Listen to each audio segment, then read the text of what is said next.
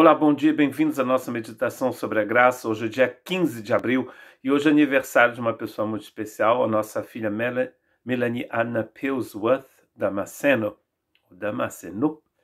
A Melanie, então, que está fazendo 22 anos hoje, parabéns, a nossa querida filha, nossa filha mais velha. E então eu continuo essa meditação sobre a graça, a sabedoria e a palavra, ou então palavras. Filho meu, atende à minha sabedoria, à minha razão. Inclina o teu ouvido para que conserves os meus avisos e os teus lábios guardem o conhecimento. Um conselho, então, neste capítulo 5, versos 1 e 2, de Salomão aos seus filhos, e a palavra de Deus está, então, nos ensinando aqui. Guardar a sabedoria, inculcar a sabedoria no seu coração para poder ter ter uma vida com uma reflexão saudável, e em seguida a gente vai poder ter lábios que destilam o conhecimento, que guardam o conhecimento. Coisa mais importante e mais bonita, não é? Muito lindo isso. Sabedoria, reflexão e lábios puros. Interessante, isso faz realmente parte da tese que estamos defendendo aqui. A graça nos dá sabedoria para que possamos ter lábios puros. Isto é extremamente importante, porque a vida e a morte estão sob o poder da língua. E cada vez que a gente fere alguém, nós seremos também feridos. Já estamos sendo feridos, senão não feriríamos ninguém. Então a gente precisa permitir que o Senhor transforme a nossa vida com essa sabedoria.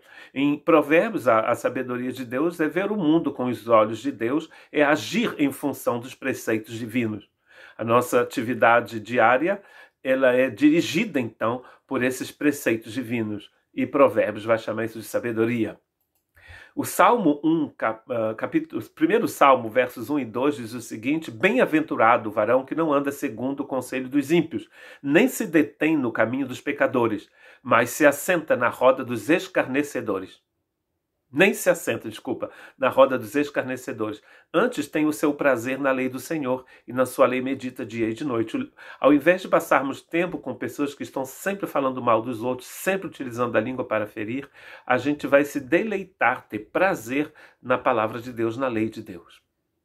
E mesmo quando as pessoas utilizam a língua para ferir, a gente vai sempre estar utilizando a nossa língua para abençoar. Não pode ser de outra forma quando você tem Jesus na sua vida. Quando você tem o Espírito Santo em você, o seu maior desejo é edificar através da língua e não destruir. É por isso que Salomão está dizendo: meu filho, guarde a sabedoria, porque quando você tem a sabedoria de Deus, você vai se deleitar nas coisas de Deus, a sua reflexão vai ser sobre como agradar a Deus, e em seguida, quando você abre a boca, você só fala bênção, não é mesmo? Por que você só fala bênção? Porque é o que você tem em seu coração. A boca fala da plenitude do coração. Se o seu coração está cheio de amargura, você só vai falar amargura. Mas se essa amargura já foi crucificada com Cristo Jesus e você nasceu de novo, você vai falar palavras que vêm do eterno Senhor Deus Todo-Poderoso, Criador dos céus e da terra, que vive pelos séculos dos séculos. Efésios capítulo 5, 3 e 4, Paulo escrevendo diz a esses irmãos: mas a prostituição e toda impureza ou avareza nem ainda se nomeiem entre vós como convém a santos. Nem torpezas, nem parvoices, nem chocarrices, que não convém, mas antes ações de graça. Aqui nós encontramos três dos grandes, né? A gente tem costume de dizer pequeno pecado e grande pecado. Pecado pequeno e grande é a mesma coisa, e o salário do pecado pequeno e o salário do pecado grande sempre será a morte. Mas existem armadilhas que são lançadas pelo diabo para nos pegar, e a gente vai ver três dessas armadilhas importantes aqui: o sexo, o dinheiro e a língua. Olha que coisa interessante, que a língua é colocada no mesmo contexto aqui da avareza e da prostituição, ou da impureza sexual. É para dizer para cada um de nós que o que sai da nossa boca tem o mesmo peso que a prostituição. Nossas palavras têm o mesmo peso que a prostituição, quando elas são faladas sem a sabedoria de Deus. Torpezas, parvoices, chocarrices, que não convém, ele diz aqui. E antes ele diz que não convém a santos, ou seja, aqueles que foram separados antes da fundação do mundo para pertencerem a Cristo.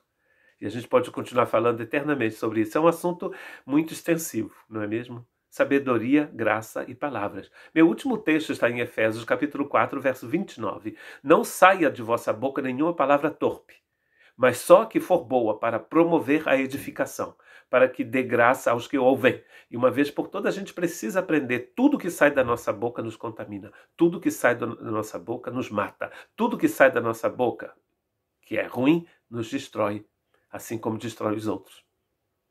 A inteligência é se calar, não é falar. Que Deus te abençoe.